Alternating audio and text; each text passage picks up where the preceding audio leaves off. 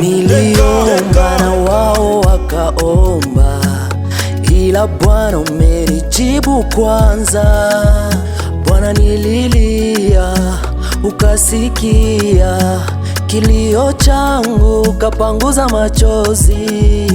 Nilipoumwa ukaniponya, ukanipa na afya njema.